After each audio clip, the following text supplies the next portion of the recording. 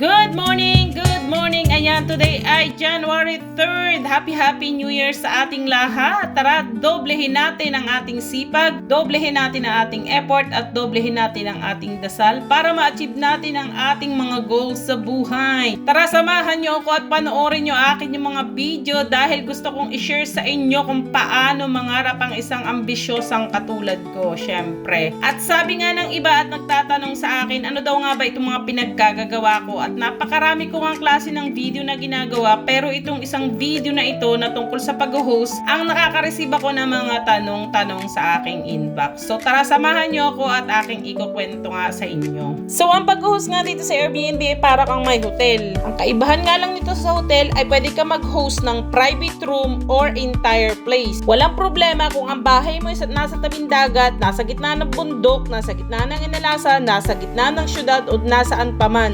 Hindi mo kailangang magkaroon ng malaking puhunan para makapagsimula ka nga dito sa Airbnb, at ganyan nga ang aking ginawa noon. Dati ako nagpapaupa sa mga international student, yung mga galing sa kung saan bansa na dumarating dito at naghihintay ng dorm na mapapasukan nila kung saang university sila nag-apply. Or kaya naman nagpaparenta ako dun sa mga gustong umupa ng room rental at ito ay long term. Pero nakaranas nga ako ng dahil sa napakaraming pasaway na renter, talaga namang ako'y namoryot. Kaya isang araw may nakapagkwento sa akin na pwede ko daw ipasok yung aking mga kwarto sa Airbnb. That time naman ang Airbnb ay fresh na fresh sa market, kaya naman hindi ako nag-take ng sobrang effort para i-ready yung mga kwarto. Pagkatapos ko mag-sign up, ay isinet up ko yung mga kwarto ng kung ano-ano lang na meron ako na gamit para lang ako'y makapagsimula at nang makita ko nga kung ano nga ba at paano ang pamamalakad dito sa Airbnb. Kagaya nga ng sabi ko sa una pa lamang ng video na ito, para kang may hotel. Magbubook sa iyo ang mga guests at i-ready mo, i-set up mo ang kwarto, make sure na malinis, make sure na safe, at ikaw ay makikipagkomunikasyon doon sa Airbnb app. Lahat ng important details ay makikita mo sa Airbnb app. So kung interesado ka, mag-download ka ng Airbnb app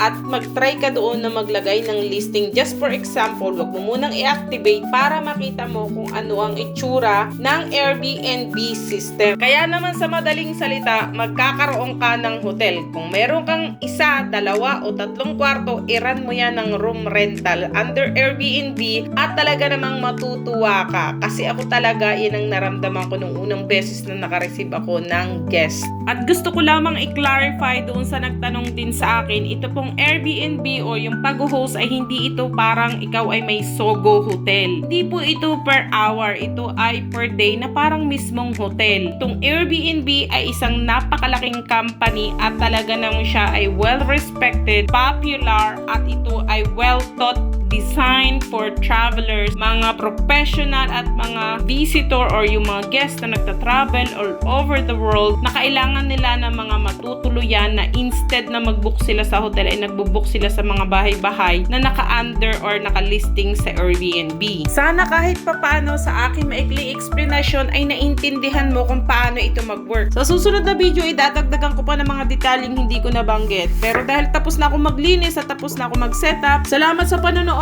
salamat sa pag-intindi, at kagaya ko, tara mangarap tayo, malay natin tayo maging successful din kagaya ng iba. Bye-bye!